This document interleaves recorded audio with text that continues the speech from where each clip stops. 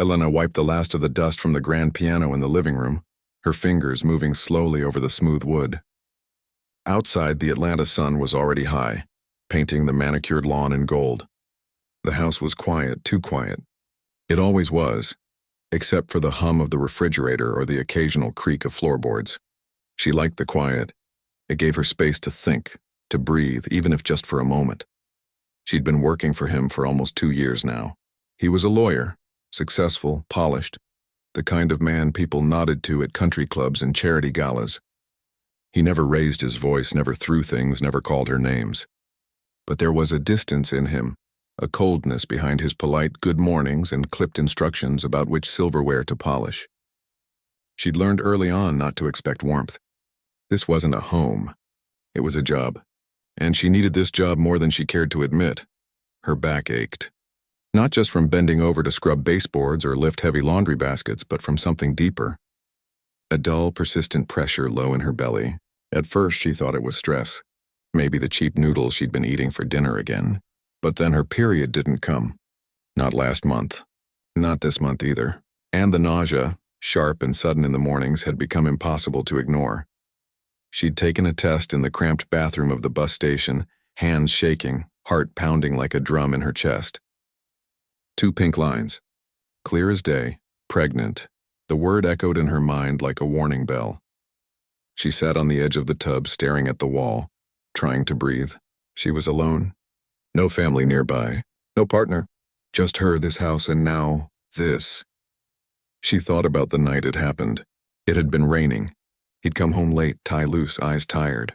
She'd been folding his shirts in the laundry room when he walked in, poured himself a drink, and just talked.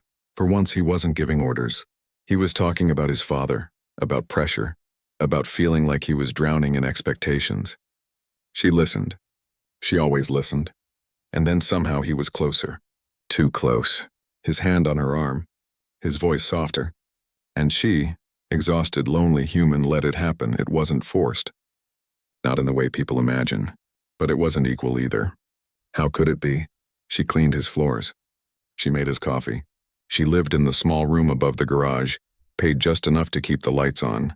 He held all the power, and in that moment, caught in a rare crack in his armor, she'd mistaken vulnerability for connection. Now, with the test in her pocket and fear coiling in her stomach, she knew she had to tell him. She waited until after dinner. He was in his study, laptop open, glass of whiskey beside him. She knocked softly. "Come in," he said, not looking up. She stepped inside, clutching the doorframe. "Sir, I need to talk to you." He finally looked at her, eyebrows raised. "Is everything all right?" She swallowed. I'm pregnant." Silence. He didn't move. Didn't blink. Just stared at her like she'd spoken in another language. "Pregnant?" he repeated, voice flat. "Yes. Are you sure? I took a test twice." He leaned back in his chair, fingers tapping the armrest. "And whose is it?" Her breath caught. "Yours." A flicker in his eyes. Shock, maybe panic. But it vanished fast, replaced by something colder. Calculating. "That's impossible," he said evenly. It was one time." "It only takes once," she whispered. He stood abruptly, walking to the window. "Elena, be reasonable. You know how this looks. You work for me. People will talk. My fiancé, you have a fiancé?" The words slipped out before she could stop them. He turned, jaw tight. "Yes, we're getting married next spring. This can't happen." "It already has," she said, voice trembling now. "I didn't plan this. I'm not asking for anything, you should know." He crossed the room in 3 strides. "You should have been more careful," he said, voice low but sharp. "Do you have any idea what this could do to my career? My reputation? I didn't come here to ruin your life," she said, tears burning her eyes. "I came because it's your child too." He laughed, a short, bitter sound. "My child with you? Don't be naive. Even if it is mine, which I doubt. You think I'd bring a child into the world under these circumstances? With a maid?" The word hit her like a slap. Maid, and not Elena, not a person. Just a role. A function. "I'm more than this job," she said, chin lifting. "Are you?" He picked up his phone. "Because right now, you're holding a position in my home that requires trust. And this feels like a betrayal." "It's not a betrayal. It's life." Life doesn't happen in convenient packages, he snapped. I can't have this kind of drama. Not now. He walked to his desk, opened a drawer, and pulled out a checkbook. Here's 2 weeks' pay. Consider it severance. Pack your things by tomorrow morning. I'll have someone pick up your last paycheck. You're firing me, her voice cracked. I'm protecting my future, he said, scribbling a number on the check and handing it to her. And I suggest you think carefully before you say anything to anyone. Accusations like this, they can backfire. Especially when there's no proof. She stared at the check. $680. Enough for maybe 2 weeks in a motel if she was lucky. What about the baby? She asked, desperation creeping in. What about it? He said coldly. That's your responsibility, not mine. She left the study without another word. Back in her tiny room above the garage, she sat on the edge of the narrow bed, the check crumpled in her fist. The walls felt like they were closing in. She had no savings. No car, no one to call. And now a baby growing inside her. A baby whose father had just erased her from his life like she was a smudge on a window. But as the tears fell, something else stirred beneath the fear. A quiet, stubborn flame. She wasn't just a maid. She was a woman. A mother-to-be. And she would not let this break her. The next morning, she packed her few belongings into a worn duffel bag. Clothes, a photo of her abuela, a small rosary. She didn't look back as she walked down the driveway, the Georgia sun warm on her skin. The gate clicked shut behind her. She didn't know where she'd sleep that night. She didn't know how she'd eat. But she knew one thing for certain. She would protect this child, no matter what. Weeks later, swollen and exhausted, she found refuge at a women's shelter downtown. The staff were kind if overworked. They gave her a cot, prenatal vitamins, and a list of food banks. She took odd jobs, cleaning offices at night, washing dishes at a diner on weekends. Every dollar went toward diapers, formula, a second-hand crib, and then at 29 weeks, her water broke. The hospital was a blur of beeping machines and urgent voices. Quadruplets, the doctor said, eyes wide. We need to deliver now, 4 babies. Not 1, 4, she couldn't process it. Her body, already stretched thin, had been carrying 4 lives, 4 heartbeats where she'd expected one. They were tiny, so tiny. Each under 3 pounds. Tubes, monitors, incubators. The NICU became her second home. She slept in a chair beside their Isolettes, whispering lullabies in Spanish, praying with every breath they took. The nurses called her Mama Warrior. She didn't feel like a warrior. She felt terrified, overwhelmed. But every time one of them opened their eyes, hazel just like his, she steeled herself. She would be enough. She had to be. Months passed. The babies grew stronger. She moved them into a 1-bedroom apartment, subsidized by a non-profit for single mothers. 4 cribs lined the living room. Diapers covered the floor like confetti. Sleep was a memory. But when they smiled, really smiled, her heart swelled with a love so fierce it scared her. She named them with hope. Mateo, for strength. Sophia for wisdom. Lucas for light. Amara for grace. She never spoke ill of their father to them. Not yet, they were too young to understand betrayal. But she promised herself they'd never feel unwanted. Never feel less than. And as she rocked Amara to sleep one night, the others finally quiet in their beds, she looked out the window at the city lights and whispered, "We're going to be okay." She didn't know it then, but 3 years later, life would bring her back to the man who'd walked away, and this time he wouldn't be able to ignore what he'd left behind. But that was still a long way off. For now, there was just her babies, and the quiet, relentless courage of a mother who refused to disappear. Life with 4 babies wasn't just hard. It was like running a never-ending race with no finish line. Every day started before sunrise, not because of an alarm, but because tiny cries echoed from every corner of the small apartment. One would wake up hungry, another needed a diaper change, a third would start fussing just as she got the 4th to sleep. There were no quiet mornings, no lazy Sundays, no me time, just survival minute by minute. She learned to function on 2 hours of sleep. She mastered the art of holding a bottle in one hand while rocking a crib with her foot, all while humming a lullaby under her breath. She kept a notebook by the couch, scribbled feeding times, medicine doses, which baby liked which pacifier. It wasn't just organization. It was sanity. Money was always tight. The nonprofit that helped her find the apartment, also connected her with a local church group that donated diapers and gently used clothes. She stretched every dollar, buying store-brand formula, sewing tiny socks back together when they unraveled, reusing wipes when she could. She never complained out loud, but sometimes late at night, she'd sit on the bathroom floor with her head in her hands and just breathe, trying not to cry so the babies wouldn't hear.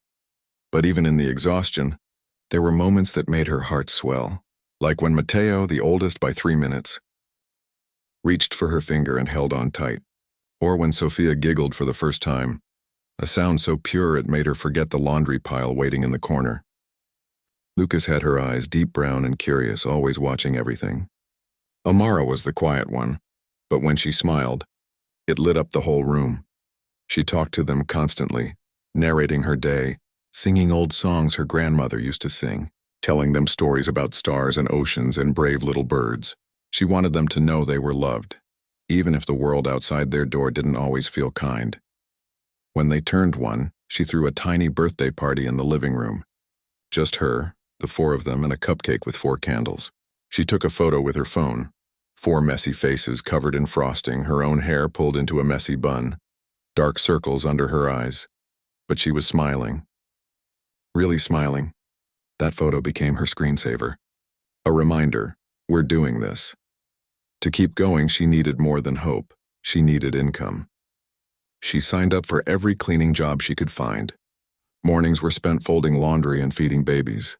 Afternoons, once they napped, she'd walk to nearby houses, ones with kind-looking porches and friendly dogs, and offer her services. "I'm good with details," she'd say. "I'll leave your kitchen spotless." Most people said no. Some shut the door without a word. But a few said yes. An elderly woman let her clean twice a week in exchange for $20 and a warm meal. A young couple with a newborn hired her to help with their laundry and dishes. They even let her bring the quadruplets along, and their baby would coo at hers through the playpen bars. She worked while they slept in strollers or strapped to her back in carriers. Her shoulders ached, her feet blistered, but she kept moving. Every dollar went into a jar labeled Future, for shoes, for school, for emergencies. One winter, the heat in the apartment barely worked. Frost formed on the inside of the windows. She wrapped the babies in every blanket she owned, huddled them together on the couch, and stayed awake all night making sure they stayed warm. She called the landlord 3 times. He never came. So she called the city housing office. It took 2 weeks, but finally a repairman showed up. By then she'd caught a cold from sleeping on the floor near the radiator, but she didn't care. Her babies were safe. She never asked for pity, never posted sad stories online begging for help. She believed in dignity, even in struggle. But that didn't mean she refused kindness. When a neighbor, a retired teacher named Ms. Lila, knocked on her door with a pot of soup and a bag of baby clothes, she accepted it with tears in her eyes and a quiet, "Thank you." Ms. Lila became a quiet anchor in her life. She'd watch the babies for an hour so she could shower or nap. She taught her how to stretch rice and beans into 5 meals. And once, when Elena broke down sobbing over a spilled bottle of formula, Ms. Lila just held her and said, "You're doing better than most people ever could." Those words stayed with her. As the babies grew into toddlers, the chaos multiplied.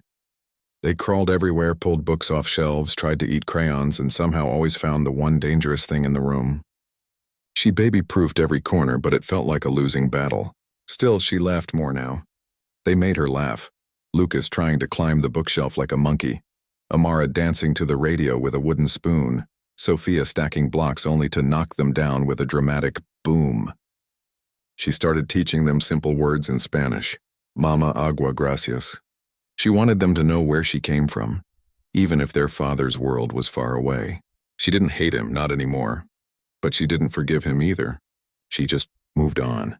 For them, she enrolled them in a free early childhood program at a community center. 2 mornings a week, they played with other kids, painted with fat brushes, sang songs with hand motions. She used that time to study. She'd brought her old high school diploma with her when she left the big house, and now she signed up for GED prep classes at the local library. She studied during nap times on the bus, while waiting in line at the food bank. Math was hard. English grammar confused her. But she kept going. She wanted more than survival for her children. She wanted a future. One afternoon, while folding tiny socks, she saw a flyer at the community center. Scholarships available, training for home health aides. It paid more than cleaning. better hours, health insurance. She filled out the application that night, her hand shaking with hope.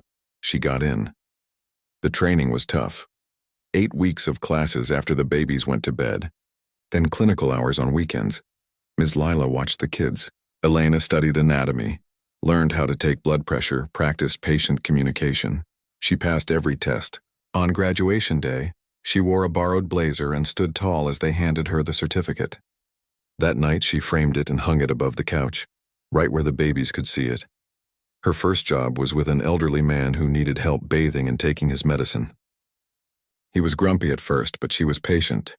She brought him tea the way he liked it, remembered his favorite radio station, listened when he talked about his late wife. Soon he started calling her kiddo and leaving chocolate bars on the counter for her. The pay wasn't huge, but it was steady. She opened a savings account, bought a used stroller that could hold all 4, got them proper winter coats. Small victories, but they meant everything. At night, after bedtime stories and final goodnight kisses, she'd sit at the kitchen table with a cup of tea and look at her children sleeping in their shared room. 2 in toddler beds, 2 still in cribs. They were healthy, happy, loved. That was her success. She never told them about their father. Not yet. They were too young to understand why someone would walk away. But she knew the day would come, maybe in a few years when they asked about dads or why other kids had 2 parents at school events. She'd tell them the truth, gently, that their father wasn't ready to be a parent when they were born, that it wasn't their fault, that they were wanted, deeply, fiercely by her, and that was enough. For now. She didn't know it, but life was about to shift again. The world was smaller than she thought, and the man who'd once called her just a maid was still moving in the same city, in the same circles just a few miles away, living a life of comfort, engaged to someone else, never imagining that the woman he'd cast aside was raising not 1, but 4 pieces of himself. But that truth was coming, and when it did, it wouldn't be quiet. For now, though, there was laundry to fold, lunches to pack, and 4 little voices calling "Mama" from the other room. She took a deep breath, stood up, and walked toward them, tired, yes, but unbroken, because every day she chose them. And that choice made her stronger than she ever knew she could be. The job offer came through a friend of Ms. Lila's, a woman who cleaned for wealthy families in Buckhead. "They need someone reliable for a big event," she'd said. "Just one night. Set up, serve drinks, clean after. Pays $150 cash." Elena didn't hesitate. One night's work for that kind of money, she could buy new shoes for all 4 kids and still have enough left for groceries. She arranged for Ms. Lila to watch the children. "It's just a party," she said, smoothing her simple black dress in the mirror. "I'll be back before midnight." The dress was old but clean. Her hair was pulled back neatly. She looked tired, yes, but put together. Professional. The house was massive. Not like the one she used to work in. This one was even grander, with tall white columns, a fountain in the front yard, and valets directing cars in the driveway. She parked her beat-up sedan 3 blocks away and walked, clutching her small bag of supplies. Inside, the air smelled like expensive candles and fresh flowers. Crystal chandeliers glittered overhead. Guests in evening gowns and tailored suits mingled with champagne flutes, laughing softly. Elena kept her eyes down as she'd been taught long ago. Blend in, be invisible, do the work. She helped set out trays of hors d'oeuvres, refilled ice buckets, wiped spills before anyone noticed. She moved quietly, efficiently. Years of practice in houses like this had made her good at disappearing into the background. Then she saw him, across the room, near the grand staircase, talking to a group of men in dark suits. Same sharp jaw, same posture, shoulders back, chin slightly raised like he owned the air around him. He looked older, maybe a little heavier, but it was him. Her stomach dropped like a stone. She froze, tray in hand. Her breath caught. She hadn't seen him in over 3 years. She'd imagined this moment 100 times, what she'd say, how she'd stand tall, but now, faced with the real thing, her body went numb, and then she saw them. 2 little boys in matching navy suits, holding hands with a woman in a silver dress, his fiancée, she guessed. But her eyes weren't on them. They were on the doorway where a nanny stood with 4 small children. Her children. Matteo was tugging at his collar. Sophia was clutching a stuffed bunny. Lucas was wide-eyed, staring at the chandelier. Amara was sucking her thumb, sleepy from being out past bedtime. They'd come with Ms. Lila's granddaughter, who worked part-time for the host family and had offered to bring them along for a fun night out. Elena hadn't thought twice. It was just a party. No one would know them, but he saw them. His conversation stopped mid-sentence. His glass froze halfway to his lips. His eyes locked onto the four toddlers, really looked at them, and something in his face changed. Shock, confusion, then dawning horror.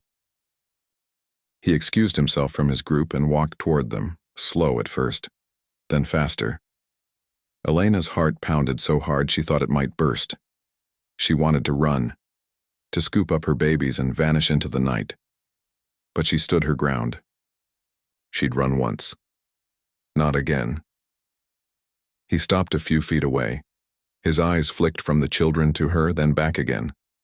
The resemblance was impossible to ignore. Matteo had his nose. Sophia had his eyes.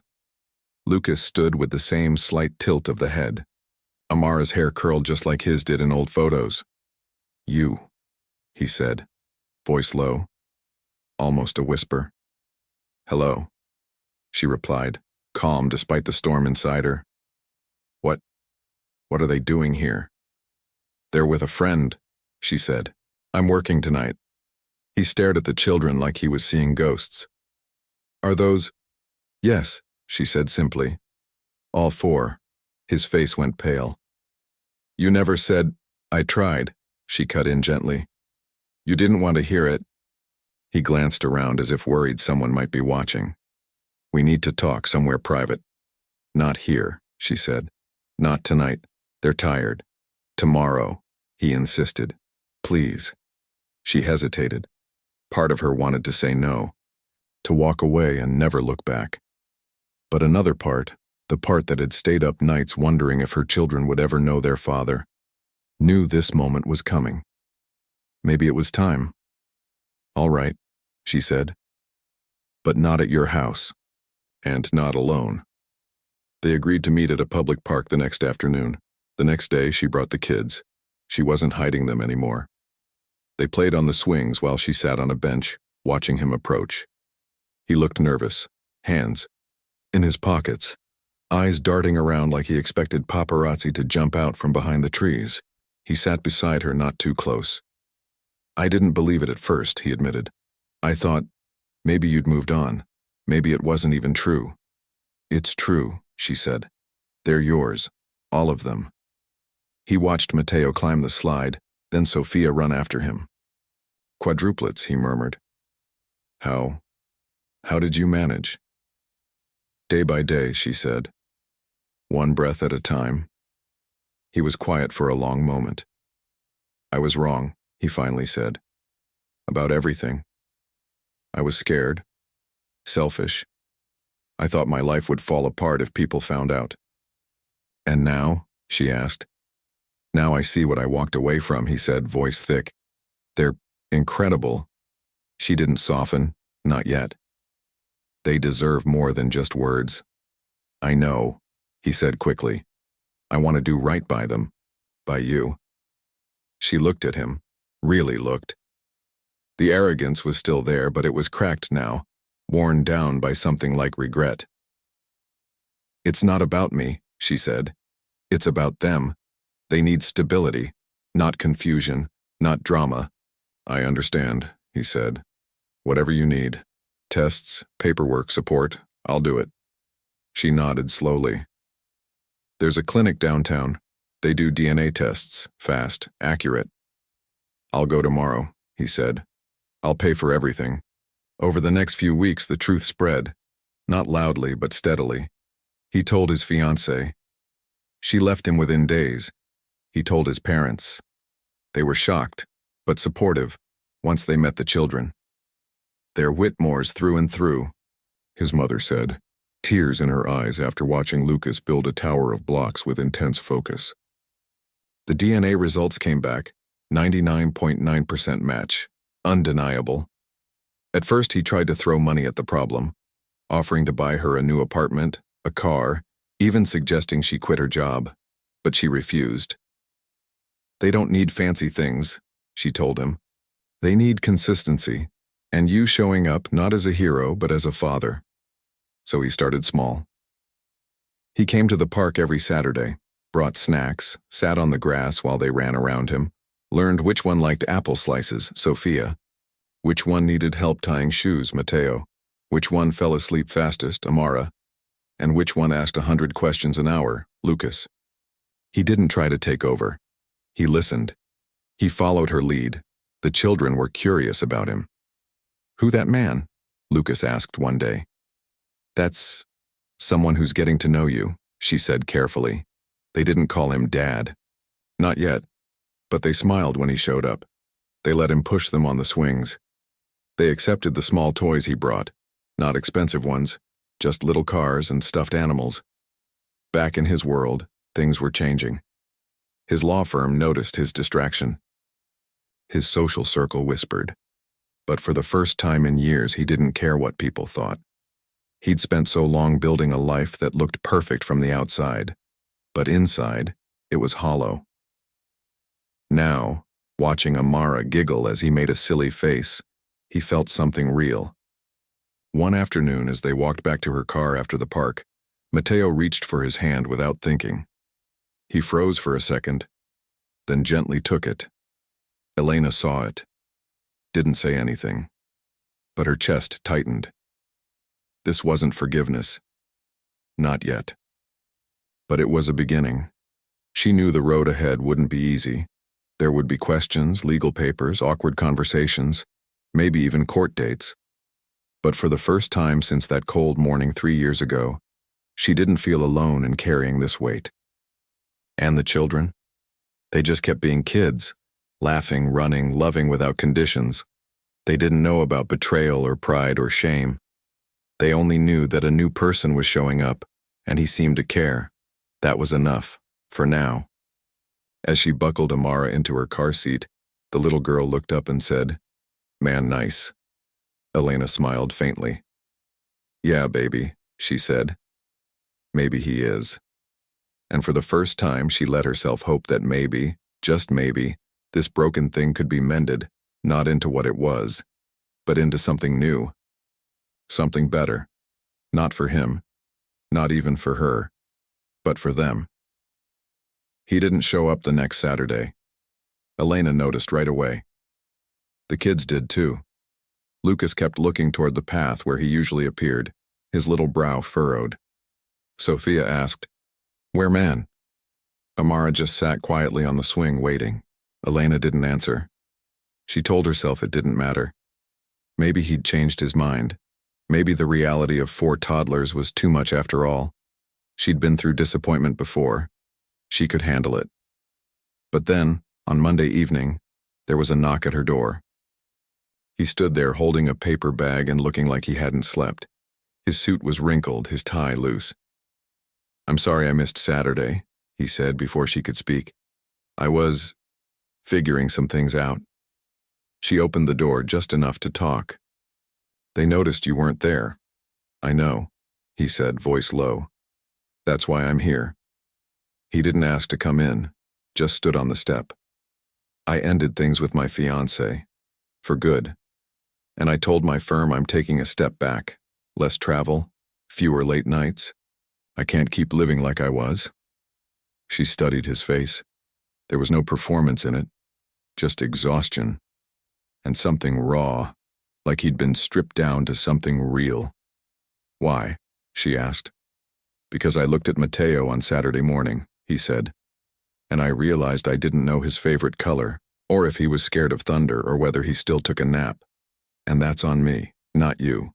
Me." She let him in. Not because she trusted him yet, but because the kids deserved a chance to know him, and he seemed, for the first time, willing to do the work. He started showing up consistently after that, not just Saturdays, sometimes Wednesday evenings or Sunday mornings. He brought groceries once, milk, eggs, fruit, and a box of those organic crackers Sophia loved. He didn't make a big deal of it. Just set them on the counter and said, "Thought you could use these." He also brought papers. Not fancy legal documents, but simple forms from a family services office. "I want to be on their birth certificates," he said. Legally. So there's no question.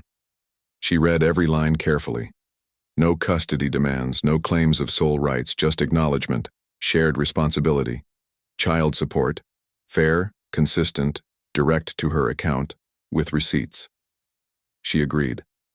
But more than the papers, it was the small things that began to shift something between them, like the time Lucas had a fever and he showed up with children's Tylenol and a thermometer, then sat on the floor reading books for 2 hours while she made soup. Or when Amara refused to sleep, and he stayed late, humming an off-key lullaby until she finally closed her eyes. He didn't try to take over. He asked questions. What time do they eat? Do they like baths or showers? Is Sophia still scared of the vacuum? He listened to her answers like they were instructions for something precious. One rainy afternoon while the kids napped, they sat at her kitchen table with mugs of tea. The silence wasn't awkward. It was just quiet, like two people finally catching their breath.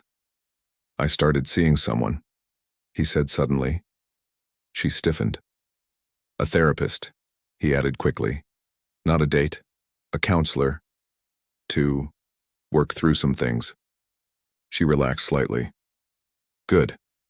I realized I've spent my whole life trying to be what other people expected, he said, staring into his cup. Perfect son, perfect student, perfect lawyer. But I never learned how to be human. How to admit I'm wrong. How to care more about people than appearances. She didn't say I told you so. She just nodded. It's never too late to learn. He looked at her then, really looked. You never gave up on them, even when you had every reason to be angry. I was angry, she said honestly, for a long time, but being angry didn't feed them, didn't hug them, didn't read them stories at night, so I chose love instead. He swallowed hard. I don't deserve that kind of grace. Maybe not, she said gently. But they do, and if you're serious about being their father, you'll show up. Not when it's easy, but when it's hard. He took that to heart. He enrolled in a parenting class at the community center, sat in the back, took notes, asked quiet questions. He learned about toddler development, positive discipline, how to handle tantrums without yelling. He even brought her the handouts afterward, saying, "Thought you might find these useful." She smiled. "You're trying." "I have to," he said. "They're worth it." Slowly, the children began to trust him.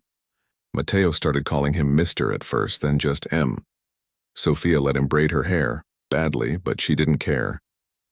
Lucas asked him 1,000 questions about trucks and stars and why the sky was blue, and he always answered, even if he had to look it up on his phone. Amara, the quiet one, would crawl into his lap during story time and rest her head on his chest like it belonged there. Elena watched it all with cautious hope. She didn't rush it, didn't force affection, let it grow at its own pace. One day he asked if he could take them to the zoo, just for a few hours with her nearby if needed. She agreed. She followed in her car, parked a few spots away, watching from a distance as he held their hands crossing the street, bought them ice cream, pointed out elephants and giraffes with genuine excitement. When Sophia dropped her cone, he didn't sigh or scold. He just bought her another one and laughed. That night, as she tucked Amara in, the little girl whispered, "I'm nice." Elena kissed her forehead. "Yeah, baby." He's learning. Meanwhile, his life kept changing. He moved out of his big house, the one that felt more like a museum than a home, and into a smaller townhouse closer to her neighborhood. Less space to clean, he joked, more time to live. He started cooking simple meals, learning from YouTube videos. Burnt a few pans, but kept trying. He also began attending parent-teacher meetings with her, sitting beside her in tiny chairs, listening as the teacher praised Lucas's curiosity or Sophia's kindness. He didn't dominate the conversation, just listened, took notes, asked thoughtful questions. One evening after a long day, he stayed late helping her fold laundry. They worked in comfortable silence until he said, "I never thanked you." "For what?" "For not letting them hate me, for giving me a chance to know them." She paused, holding a tiny sock. "I didn't do it for you. I did it for them. They deserve to know where they come from, even the messy parts." He nodded. I'm glad you did. There were still hard days. Days when he got a call from work and had to leave early. Days when the kids were fussy and he felt helpless. Days when old habits crept back, like when he snapped at a slow cashier and Lucas looked up at him with wide, worried eyes. But each time he apologized. To her, to them, and tried again. He also started contributing in ways that mattered, paying for their health insurance, setting up a college fund, helping fix the leaky faucet in her bathroom when the landlord ignored her again, not as a savior, as a partner in their care. One Saturday, while they were all at the park, a woman from his old social circle walked by with her dog. She did a double take, then gave him a tight smile. Didn't know you were involved in community work now. He didn't flinch. I'm a father, he said simply. That's all. The woman hurried away. He turned back to Lucas, who was trying to teach a pigeon to eat crackers. No shame. No hiding. That moment told Elena more than any apology ever could. She began to see him not as the man who'd abandoned her, but as someone trying, really trying, to become the man his children needed. And that, she realized, was its own kind of courage. One night, after the kids were asleep, he sat on her couch, looking tired but peaceful. I used to think success was a title, a house, a certain kind of wife, he said. Now I think it's this. Being here, knowing their laugh, their fears, their favorite bedtime story. She sat beside him, not too close, but not far either. You're getting there. I couldn't have done it without you, he said. You held them together when I walked away. You gave them a home, a heart. She looked at him, really looked, and for the first time she saw not the cold employer from years ago, but a flawed, trying, human man. We're doing it together now, she said, and in that quiet moment, with the soft sounds of 4 children breathing in the next room, something shifted, not back to what was, but forward to what could be. Not a perfect family, not a fairy tale, but real, and trying, and enough. The morning of their 4th birthday dawned soft and warm, the kind of spring day that feels like a promise. Sunlight spilled through the thin curtains of the apartment, landing on 4 small beds where 4 children still slept, tangled in mismatched sheets. Elena stood in the doorway, arms crossed, watching them breathe. Matteo had kicked off his blanket. Sophia clutched her bunny like a lifeline. Lucas was sprawled on his stomach, one foot dangling off the edge. Amara lay perfectly still, hands folded under her cheek like a little angel. She smiled. 4 years ago, she'd been alone in a hospital room, terrified, watching 4 tiny lives fight to stay in this world. Now they were loud, curious, full of questions and sticky fingers and bedtime demands for just one more story. They were hers. And slowly, undeniably, they were his too. He arrived early, carrying a bakery box and a bag of party hats. I got the chocolate cupcakes with rainbow sprinkles, he said quietly, not wanting to wake them yet. Just like you said they liked, she nodded, taking the box. They'll be up soon. Amara's usually first. As if on cue, the bedroom door creaked open and Amara appeared in her pajamas, rubbing her eyes. When she saw him, she didn't run. She just walked over, took his hand, and leaned against his leg. He rested a hand on her head like it was the most natural thing in the world. The day unfolded in a blur of laughter, frosting, and slightly lopsided paper crowns. The party was held at the community center, the same place where they'd first attended toddler playgroup. Now it was decorated with streamers, balloons, and a banner that read, "Happy birthday Matteo, Sophia, Lucas, and Amara," in bright letters. Neighbors came. Ms. Lila brought her famous sweet potato pie. The woman from the church group brought juice boxes and extra napkins.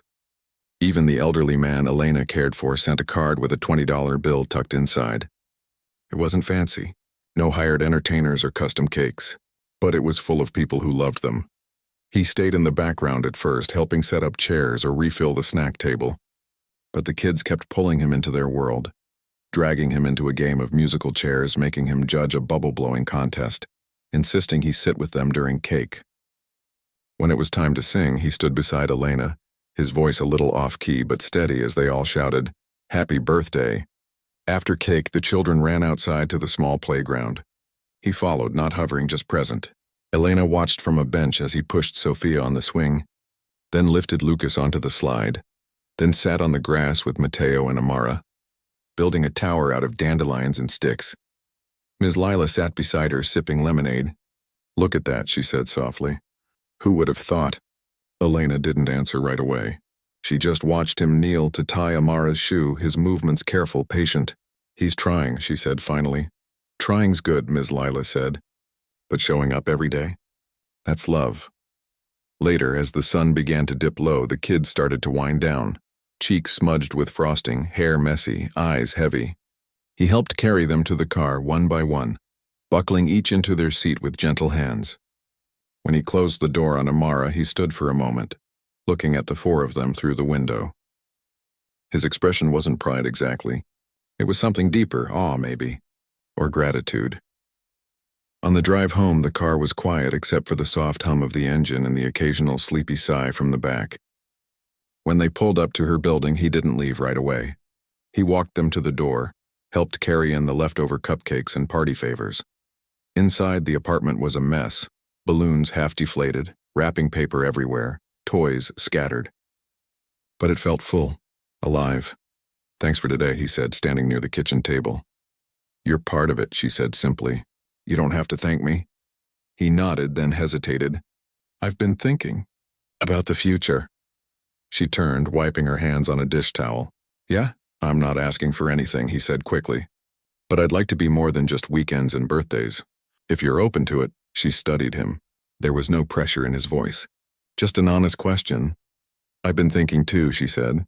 "They're getting older. They'll start asking harder questions. About why you weren't there at first. About why things are the way they are." "I'll answer them," he said. "Truthfully. No excuses. That's all I've ever wanted for them," she said. Truth and love. They stood in silence for a moment, the weight of everything they'd been through hanging between them, not as a wall, but as a bridge they'd slowly built, plank by plank. "I'm going back to school," she said suddenly.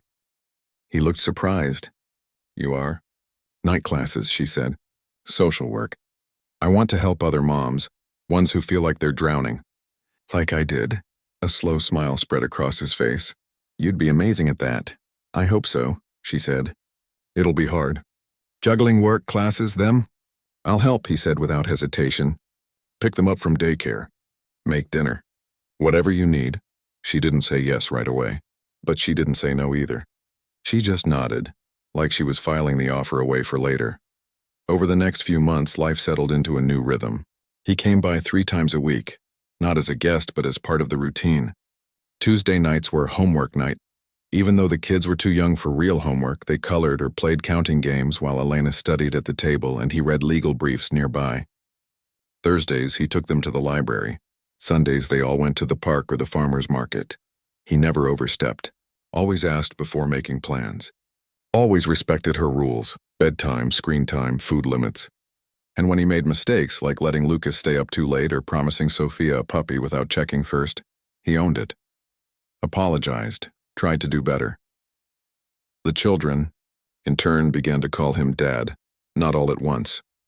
Fateo was first one rainy afternoon when he couldn't find his rain boots and called out, "Dad, have you seen my shoes?" Without even thinking. The word hung in the air for a second. Then he looked embarrassed. But his father just smiled and said, "Check under the couch, buddy." After that, it stuck. Elena didn't push it. She let it happen naturally. And when Amara, the last to use the word, whispered, "Dad?" One night as he tucked her in, he froze, then kissed her forehead and said, "Yes, sweetheart. I'm right here." She started her social work classes that fall. He adjusted his schedule to cover evenings. Sometimes she'd come home late to find the kitchen clean, the kids asleep and him reading on the couch with a notebook full of doodles from Lucas beside him. One night, after a particularly tough exam, she sat at the table, head in her hands. He didn't say anything. Just made her tea, sat across from her, and waited. "I don't know if I can do this," she admitted. "It's so much." "You already are," he said. "You've done harder things," she looked up. "Like what?" "Like loving them when no one else would," he said quietly. "Like building a life from nothing. Like giving me a second chance when I didn't deserve one." Tears welled in her eyes, but she didn't let them fall. "I didn't do it for you. I know," he said. "But I'm grateful anyway." They never got back together, not as a couple. That ship had sailed, and neither of them wanted to force something that wasn't there. But they built something else, a family, stitched together not by romance, but by shared love for four small humans who needed them both. Years later, when the kids were in elementary school, someone asked Matteo what his family was like. He thought for a minute, then said, "We've got 2 houses, but 1 family. My mom's smart and strong. My dad's learning to cook, and we all eat dinner together every Friday." That was the truth of it, no grand gestures, no dramatic reunions. Just showing up, choosing each other day after day, not because it was easy, but because it mattered. And on quiet nights, when the house was finally still, and the only sound was the hum of the refrigerator, Elena would look at the photo on her nightstand, the one from that first birthday, 4 messy faces and her tired smile, and whisper, "We made it. Not perfect, not painless, but theirs, and enough."